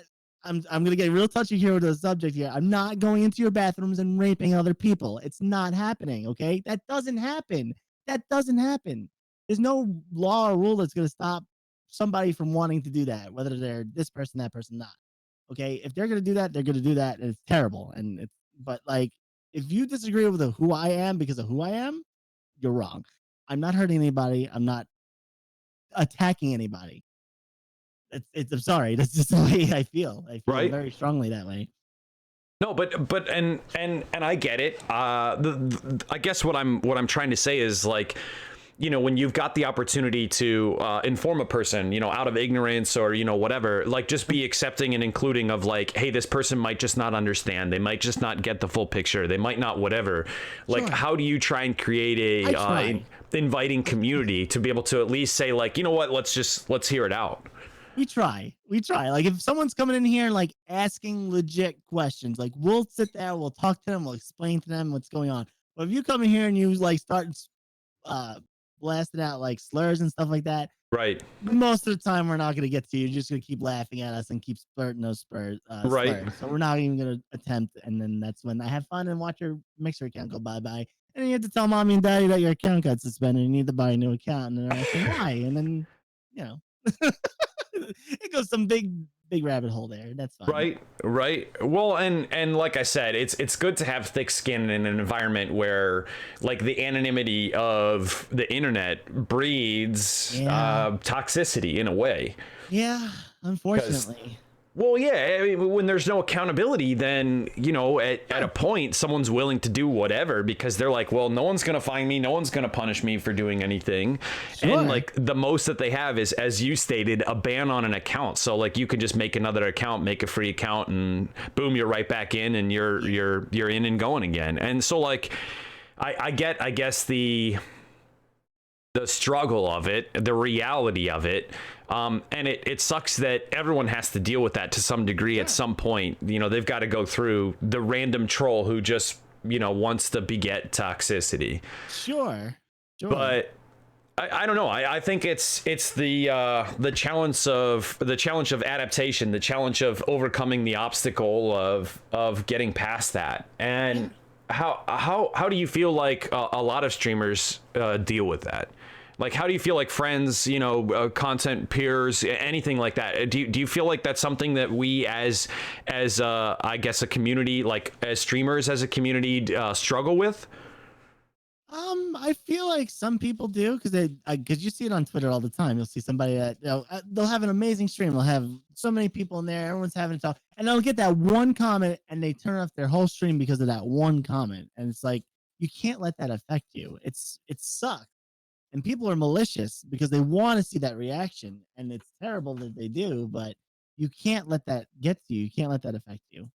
So would you fall back on saying that it falls back on sorry to double down with the phrase, but would it fall back on just being there, having someone that you can lean on for that, having someone that like, hey, I know that when the shit hits the fan, as it were, I know I've got someone who's there to keep my headspace right and say, don't let it get to you, don't backpedal, like everything's gonna be fine, we're all 100% and it's gonna be okay. Sure. Okay. And usually most of those people go to Twitter for that because they know most of their Twitter followers are there for them. And that's why you always see all that stuff. Like, oh, I had a really bad person come in and they screenshot the person that they said. And everyone's like, oh, you're not this. Everything's great. This, that, the other thing. You see it all the time. All the time. From everyone. I don't know. So I just don't let any of it get to me. And I don't ever usually complain about it. I complain about it when it happens to me in real life. That's usually where I get to, like, my Twitter, where I need people like, oh, please help me, like, because everyone online, whatever, you're not here. You would never say that to me in person to person. It just wouldn't, because it doesn't happen. It doesn't happen like that. Like, I'm not walking through the street and goes, oh, you're Evan this that. It doesn't happen. It just doesn't. But but there are like situations like at work where people don't treat me like the way I'm supposed to be treated, or if someone gets in a disagreement with me about who I am, and they won't call me by my name and call me by something else. That's where I need my support when things happen to me in real person. I mean, yeah. I remember as far back I couldn't even remember your name. I used to always call you MeGoesMoo because my brain just associated with moo and cow. And I'm like, no, that's not right. And like, even me going through the sentence, I'd be like, no, damn it, I meant to say something else, and it would just always interject. So let me tell you, when I go to new people's streams, the amount of times I get called Migos, like, come on, like, why? Like, hey, Migos, what's up? Like, no, you could just call me Moo. It's fine. It's great. It's perfect. Like, it's just weird. I hear it's weird getting called Migos. Yeah, it's like they're trying to like friend, like amigos. Hey. I mean, it's interesting. Do you feel like you had a lot of challenge on the name side with people trying to, like, if they knew your name beforehand and then transitioned into the new name? I would assume there would be a struggle there. Yes, and I made a promise to myself when I came out that I would give people, like my family, close friends, and stuff like that, an entire year without me getting angry. Like, I'll still correct them and politely correct them, and just like because for me, even like it's hard. I get it. You've known me this thing for 30 something years. You're not just gonna flip a switch and be like, okay, well, I'll just turn it off and call you this now. It's not gonna happen. Right. And I make that very clear, like when in my transitioning thing, that no one's gonna do that. No one's gonna be that way. Even myself, like when I first started changing over, like I would still mistakenly do that to myself. I one time I went out to go eat. I went to, I don't know if you know where this place is, but Brown Bag Burgers. I don't know if you've heard of it. Yes. Okay, you know where it is. Okay, then. So I went in there and I'm all prettied up or whatever, and me and my wife were ordering some food. We're getting some burgers or whatever. You have a name for the order? Dead name. What? And I'm sitting there like, you idiot! What are you doing? Like, what is wrong with you? Like, yeah. I just put my head down, like, walked away. And as soon as I finished doing all the order, I made her go get the food because I was like too embarrassed to like stand up and do all this stuff. Like, it happens. Like, it's not something that's instantaneous. Yeah. Even for myself. And how am I gonna get mad at somebody else who couldn't like switch immediately if I couldn't even do it myself immediately? Right. Like, that's unreasonable. Right. No, So and it's a challenge. Yeah. it's a challenge to. I mean, like I already have issues with names as it is. I forget Yeah. people's names like Yeah. Me crazy. too. Yeah. If you introduce me and if we introduce ourselves, like your name is gone within 3 minutes of that conversation. Yeah, It's gone. Like exactly. it's gone. Mine's usually like 10 seconds. It's like, the two sentences later, and I'm like, Bob, Who is right? that? Yeah. I think you're still Bob, right? And they're like, no, I'm like John. And you're like, son of a Oh bitch. yeah, John. But no, yeah, it's crazy. I think memory is always the constant struggle of content creators. Is just trying to keep up, just trying to know 100% what's going on. Yeah. If I may, Three Fat Samurai don't. If you make a conscious effort to like correct yourself after you've said something wrong, I'm telling you, 100% of the time, the person that you're doing that to is gonna feel good that you're making the attempt. If you're just flat out calling them like that and not acknowledging that you've made a mistake or anything like that, then they might like, get like a little upset, especially if it's done over time. But if you like stutter and like go back to the correct one, they know you're trying. They know that for a fact, and they will never usually be upset about it, ever. Just it's a transition for everybody. It's not for themselves. It's for everyone. So it is. Don't stress on that too much. I just had to get that out there. So great words. Obviously, good insight. Very helpful. And I know Antoine made the point that like he didn't really know about a lot of the challenges or the struggles that a person transitioning might be going through, or what a member of the community really looks like. So it's always good words for anyone who might have a friend, or a colleague, family member, anyone who might be going through the same thing. To just be a little bit more eye open to the circumstances. And I think it's healthy for us all. So I appreciate that. Thank you. So Kind of what I try to do here. Kind of what I try to do. well, and that's good. I think that's like what I was talking about. I think that's the beauty of us as people, is that we have the opportunity to be able to just help people get through whatever their struggles may be. And, obviously we have a little bit more, I would say, unique than my circumstance. Everyone kind of has their own thing, but I think it's inspiring. It's inspiring to see a content creator such as yourself having to go through a little bit more, from family issues to colleagues at work, struggles in life, and struggles even internally, like as you stated, in giving your own dead name and not really being all 100% there yet. It's a whole transition of time, and not just, like you said, flip a switch and call it a day. Yeah. And as when people say that to me, like I'm inspiring, it's like, it's still like, I still just don't get it. Like I just try to be myself, and I get yelled at all the time from these two. Like, yes, you are inspiring. You need to just accept that. Like you're that person. You're that person of light here on this platform. right. And we need that. We really, really need that. We need that from everyone. And I think that's one of the beautiful things that Mixer does to set itself apart, to just really change the full spectrum, the narrative of a streamer. Because I mean, I still go over to Twitch, and 99% of what I see is people spamming Omega lol and random emotes and icons and emojis and saying just crazy things in chat. And yeah, pod capital lol. It's fine. Like we have real conversations, intellectual conversations, and I know at some point there's going to be a challenge of degradation of quality. The more people you add to the spectrum of diversity in user base on Mixer, it's going to challenge that. But I think if we build that foundation now, we're setting ourselves up for the future of success. Mm-hmm. And I'm gonna be honest, like when Mixer decided to acquire all these big name streamers like Ninja and Shroud, you started seeing a little bit more of that. I ended up seeing a little bit more of that. Like I see it a lot more now than I have like before then. And I don't know if that's because more of that user base is here, that we get a lot more of that hate that I was just scared of on Twitch, that I refused to even show an inkling about who I was. But now I've already equipped myself with all the weapons and all the integrity I need to deal with it. So I'm glad that like we got like these people bringing in people to the platform, but like I'm here to like tell these people to get out of here if they're gonna be assholes. Well, Like I'm here, I'm ready.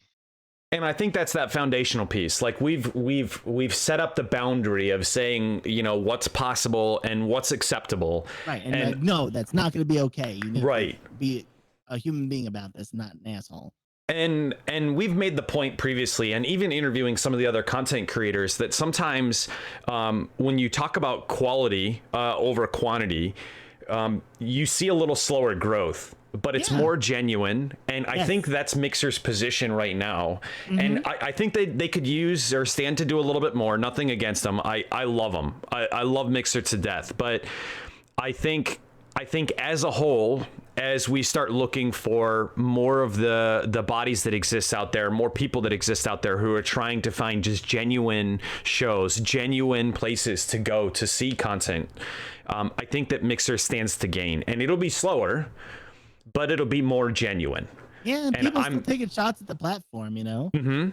Like the other day on Twitter, I saw some checkmark name. I don't even know who they were, but they're like, oh, there was like some big Fortnite thing. Not that I could give a crap less about that. Okay. Like there was some big Fortnite in-game concert or something like that. And I was like, oh, 1.7 million people watching on Twitch and 1.2 million watching on Facebook, and all 17 Mixer people were watching it. And like someone in the comments was like, oh, who started up 15 view bots? Like, really? Like, come on now. Right. Well, and one of the things that I've always learned in sales is that the only time that a person will shit talk or shit post about another product is when they're scared of the product and they have a reason to be. Yeah. If you can do fact proving and say this is why this is better, or this is why this is the better option, the better alternative, then you have the capability to stand to gain. So like, you know, when people come in and say like, you know, Mixer's crap, why are you even over there? We get it from like people on D Live, and I'm like, all right, first off, let me tell you, because like at least D Live still has a smaller delay than Twitch somehow. But secondly, like, admittedly, you've got no room to talk, man. Like, if you're talking about how D Live is better than Mixer, you're less than 1% of the audience base, and let's just be real about the numbers. But I don't know. I delved into D Live for a little bit. It was a little toxic over there for me, so I stopped. Yes. Yeah. There's no moderation tools. Like when I did it, like there's no moderation tools. I'm like, I'm done with this. I don't need this. And I think that's, you know, like people go there because they know that that's the option. It's like, well, I can just screw around and go absolutely, you know, haywire crazy, and no one can do anything. Yes, let's go. You know, it's like troll heaven. And, you know, I get it. I mean, like, obviously I get why that's going to attract people, but that's what I love about Mixer, is that we've just set up such a boundary, such a foundation for the success of like, let's make this happen. And, I love it. So I would love to hear, from the people that make that, what it is. If we have any questions here for MeGoesMoo, what would you want to know? What would help you understand more? What games are you interested in? You know, that kind of thing. Let's hear from the audience what we got for her or even myself. I just like to touch back on that while we're waiting for that question. Yeah, absolutely, like, please. Like there's like going to like other platforms. There's a huge Just Dance community over on Twitch. Yeah. And they all did not know who I was like a couple months ago. Like they'd see like my name like come up like on the World Dance Floor or whatever. And like the last PAX East that I went to, like I like met a bunch of them. Like, oh wait, I remember seeing that name. And like, oh, why don't you stream on Twitch? And I've actually like had a couple of them come over. I had 2 people like from Twitch come over and stream on Mixer, literally on the front page of Mixer. Their first time being on Mixer here, like my very first front page picture or whatever. Like, and they were like blown out of their minds. And they come back every now and again. It's like you just gotta do like little things like that. But like, I don't know. I tried like co-streaming the Twitch with just Dance without anything else, and it's just, I don't know. It's just still not for me. I love it here. I love it here too much to try to split my community that way. Well, and you've built a home, and I think that's what's most important is like people know where to go to find you, to find inspiration, to find acceptance, to find all of those different beautiful pieces that help them to feel fantastic, to make their day better, to, you know, go on and just have something to relax to, you know, sit and watch dance, you know, whatever it is, people know where to find that. And I think that's like when you remove yourself away from that position, when you're like, you know what, I want to go in and do X, and you try and do it, let's say hypothetically on Twitch or whatever, it's not there, and you're like, well, now I don't know what to do. And so like it's that, I guess, the separation piece that I personally feel like if I were to only stream on Twitch or only stream on DLive or Twitter or whatever, I feel like I would have that. And I think it's because we've built up such that bond or the relationship with a lot of the viewer base that the moment you remove it, it's like, what, am I doing the right thing? Mm-hmm. Am I doing the right thing? And it's that second guessing. Yeah. And that's like how I felt like even trying to do that. Like, oh, I had this like giant Just Dance community I could like tap into, but like, and like, am I really doing the right thing for myself here by trying to like bring them over here and like split that all up? Like, I don't want to do that. I built like my own community here. And if they want to like come over here and do that, that's great. Like, I don't know. It's just how I've always felt. I felt wrong. It felt wrong trying to do that, and I stopped doing it within like a week. I gave it a week, and it's just like, it's not like I wasn't getting viewers over there because like all the people that are like, oh, another new Just Dance streamer. I'm like, no, I'm a big partner over here on Mixer doing this stuff. And they're like, well, why would you do that over there? I'm like, because this is home for me. This is Right. comfortable. I love it here, and that's it. I mean, it is what it is. I love it here. It's great here. Yeah, we do all love Moo, very much so, and it's the resounding thing that you hear from anyone that has ever had the opportunity, the pleasure of getting to know you. So thank you. Antoine said, "What can we do to help people in the community who are facing struggles like you have?" You could certainly obviously there's amazing charities out there that do a lot of work for people like myself. Like I mentioned Glisten, that's the one I particularly support because they helped me a lot through school and whatnot. I remember hearing them. But other amazing programs like the Trevor Project, they do amazing work for a lot of LGBTQ people. There's you could share all the hotlines for people to call. You could go out and do charity work. There's so many things that you could do, just like help out a little bit. I know right now, like we're kind of limited to what we could do because we can't go outside and help. However, but just like being there for somebody who just needs somebody to talk to, that's amazing. Like that's just more than enough for some people, just to be able to talk to somebody about what they're feeling. um if you could also, I know they're always like trying to like pass bills and stuff like to try to like put us down. So like vote often if you could. That's another big thing that you could do, that everyone could do. um because they're like, oh well, they don't need funding for this, or they don't need this, or they don't need rights for this. We got all sorts of bad things. It just happens. We want special treatment. No, we want to be treated better than everyone else. That's it. That's all we want. I want to go out, Sammy, go buy a burger. Well, yeah. Sammy had asked. Sammy had asked, what advice would you give anyone, not just someone transitioning, who needs to cut out a toxic family member who might feel guilty for cutting them off? Believe me, I felt guilty about it. I felt guilty about it at first, but like, you just need to do it. If they're gonna be toxic to you and just miserable to you for any reason, whether they don't like, let's say they don't even like who you're dating. Like, something simple as that. Like, you're like in a straight relationship and they just don't like the person. They're being terrible to you. You don't deserve that. No one deserves to be treated terribly by any of their family members. Like, they don't have any right to treat you terribly because they're blood. Like, nothing. There's nothing that should stop you from cutting that person out of your life. I mean, it sucks. It sucks to do it. It's hard. It's not fun, but for your own mental health, you need to do it. Well, and I think it can be hard. I relate to a story about your dad. My dad is a toxic human. I'm sorry, Samurai.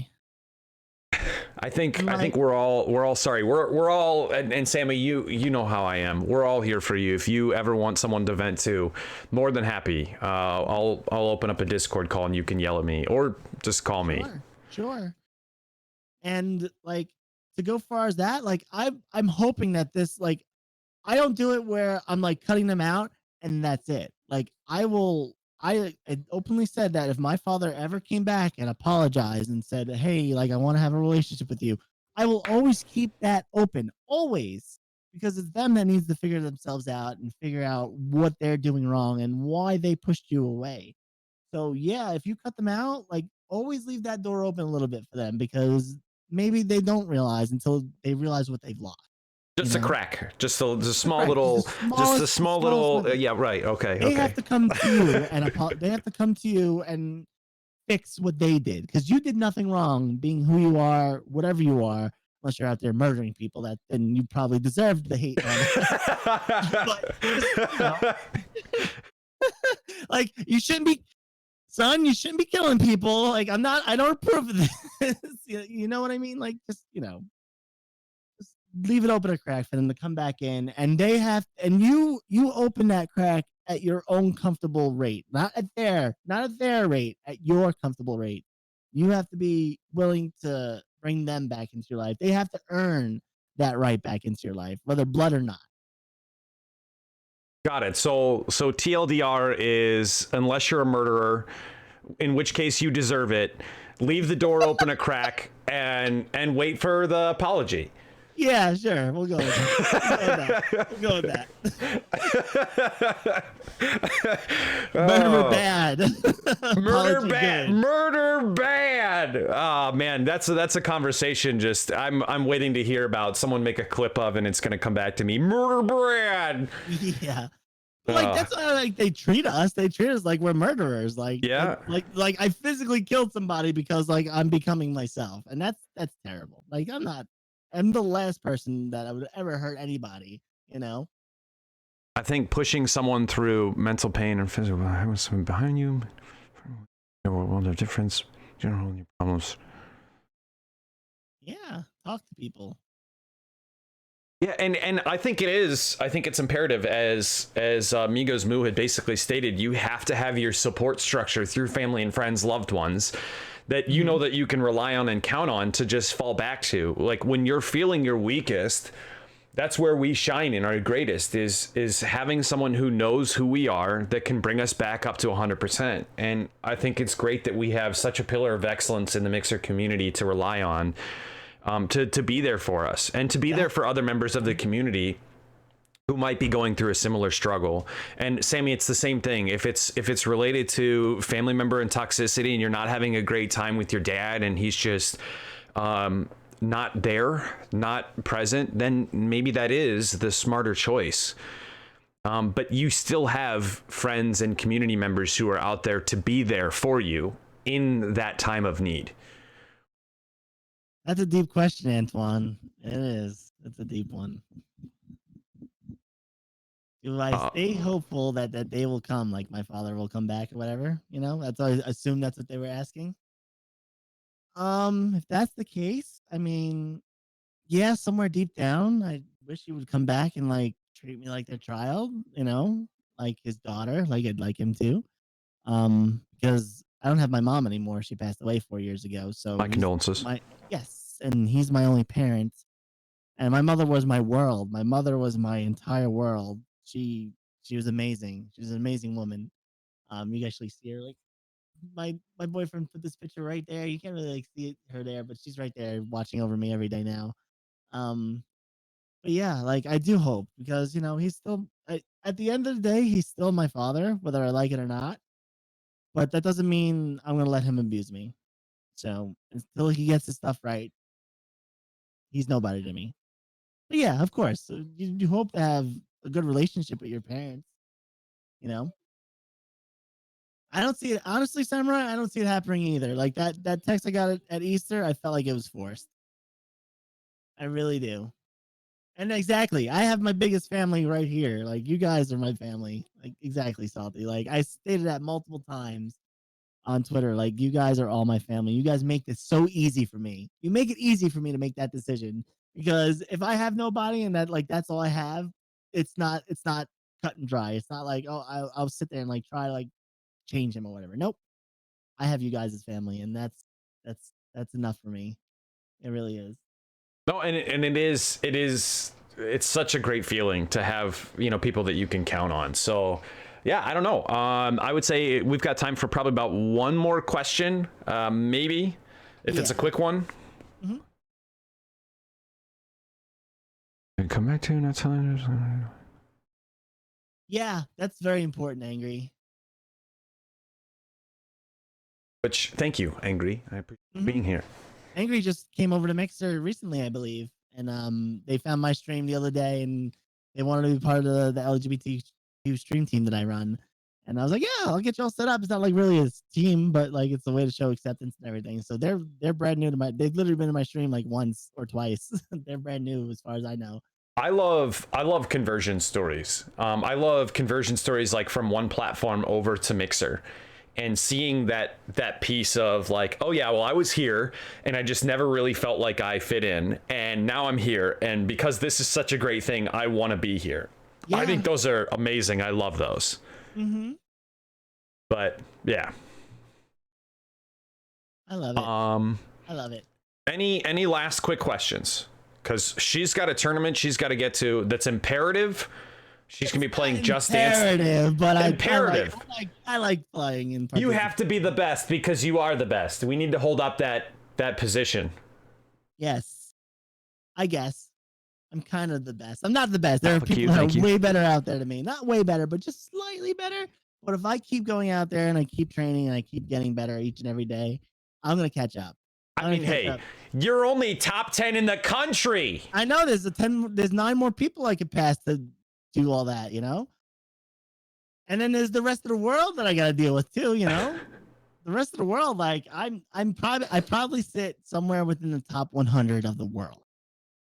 Brazil is insane, okay?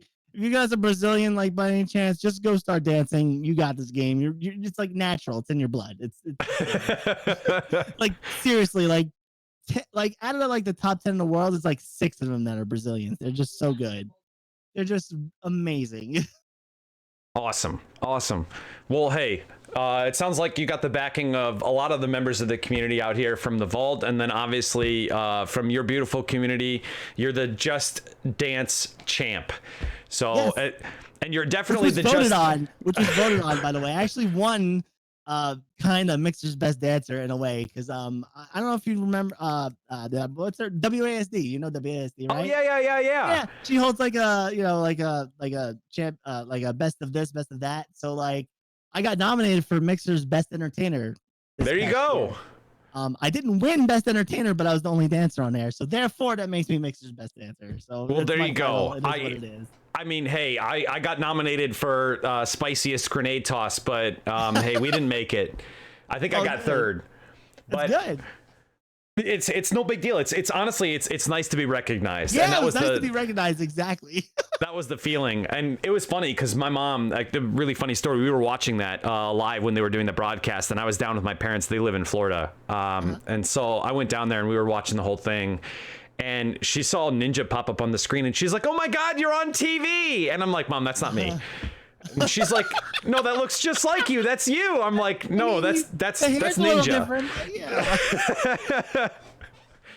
But no, I don't know. It's fun. I think the WASD awards are fun, and I'm sad that they're not going to be doing them this year. I'm really sad about that. No, yeah, she made a post and said that the time that it takes to edit all those videos, go through all that content, try and make sure that she's cutting it and setting it up in a whole transition and everything is like that whole event takes hours upon hours, and even with essentially people volunteering time, they just can't get it all done.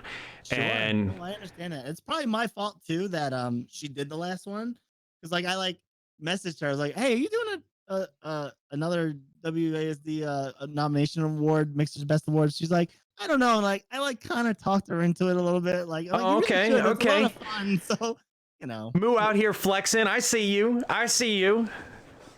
She's amazing. I had the pleasure of meeting her at PAX East the one year. I jumped out of my chair. I was like, "Oh my God, I love you so much." Yeah, hopefully I get the opportunity to, because she's great. And I know she does a lot of stuff outside. So yeah. Well, either way, Moo, this has been absolutely outstanding, and I can't thank you enough for spending the time, for expending some time to sit down with us and have a chat and really get to know some of the things that you've gone through, what makes you one of the greatest people on this platform for driving a community and being an inspiration. And we can't thank you enough for taking some time out of your day, out of your week, and out of life to just spend it with us. and it's been phenomenal. Thank you for having me on here. Like, this is surreal. This is like the second interview I do, and I always like feel like I don't know, like I don't know why I deserve this so much, but I enjoy doing them. They're fun. I like spreading my my positivity around, and just that's all. Yeah, I'm blushing like crazy. Fortunately, all of it, Deputy Dan. I'll have it up on YouTube. I'll have it up on YouTube, Deputy. I post all of them. All of them go up on YouTube, so they'll end up being up there. I've got to end up having to go back through this and make sure everything's all 100%, and then Metro should be live probably tomorrow. But yeah, either way, thank you so much for expending the time, guys. Here, I'm gonna put my bot back up so we can get a shout out for MeGoesMoo. Yeah, what's up, Glitch Mob? I am playing. I had responded by nodding. She was in the middle of a conversation. I didn't want to interrupt her. Yes, I am playing. You guys, please, any of my dwellers who are out there, thank you, Antoine. Any of my dwellers who are out there, yes, Glitch. Any of my dwellers who are out there, please show her some love. Click on that beautiful name right over there in the chat. Scroll on down to that awesome little heart and show her some support. Absolutely fantastic content creator, mixer partner, and beautiful person that happens to be here with us today. So guys, thank you so much. MeGoesMoo, great luck with your tournament. I hope you win. I hope you crush it. I'm not going to, but you're gonna crush the competition. Guys, get some hearts out there in chat. Get her some sub hype, show her some support. Let's make it happen. And if you'd like to, feel free, hop on over there, show her some love. Keep her amped up, keep her energy up, so that way she can make that dream happen, make that #1 spot happen, and get her all the further up into the dancers out there of the world. She's gonna be the next best Brazilian wannabe. Yeah, okay. I wish. There we go. Awesome. I'm gonna work hard. It's gonna come. But we all believe in you. We're all behind you. Thank you. I really not a problem at all. Every single one of you. And it's been absolutely excellent. Guys, this is the point where I'm going to be taking a short break. I'm going to grab some food, grab some more coffee and water. When we come back, we're going to be playing some games together for the rest of this beautiful community day. And we're going to have some fun. So MeGoesMoo, thank you. It's been wonderful. And I hope you have a blessed day. You too. Thank you. Bye. We'll see y'all shortly, guys. See you, MeGoesMoo.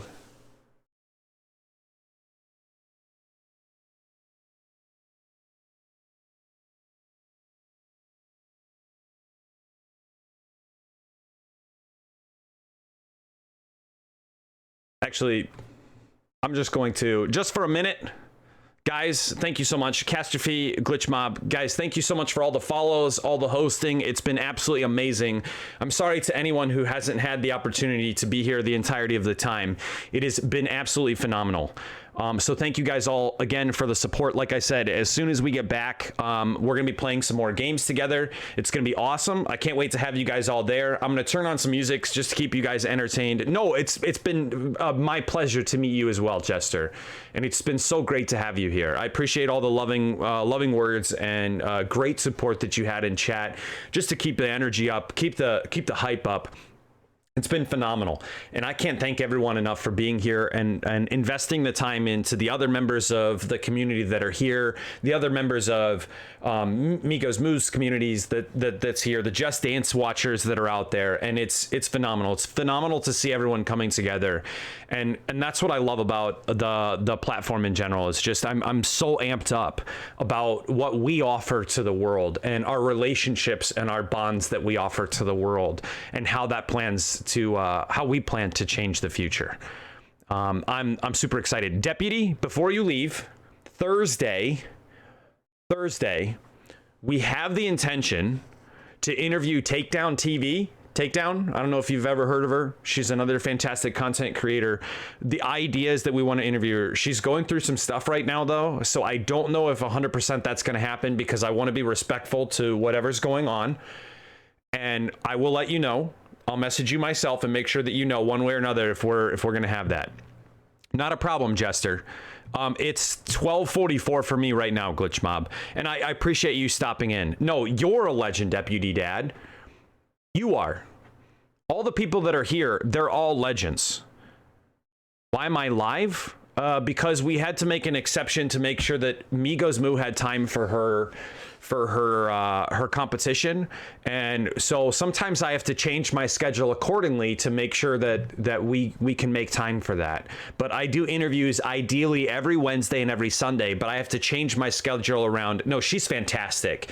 I have to change my schedule around this week in order to accommodate for some of those interviews. So every once in a while I do that. No, I made your morning to make me have my morning, to make you have your morning, to make me have a great morning, so that everyone could have a great morning together. I think. I appreciate it. What? That was perfect timing though, Metro Birdman. I don't care if it was the wrong chat. It was absolutely flawless timing. Thank you. I mean, I'm on record, so I got a clip of it for sure. Either way, it has been absolutely phenomenal. Guys, like I said, I'm gonna go up, I'm gonna grab some coffee. Oh, okay. Oh, all right, I got it. That should be a button. Maybe we'll make it a button. What's up, Lenny Wolf?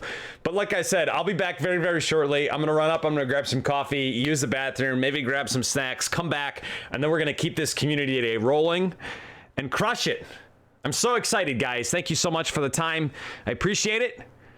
We're gonna get it popping. Let me actually update my stream info too, so that way that's all 100%. Can't wait to play more.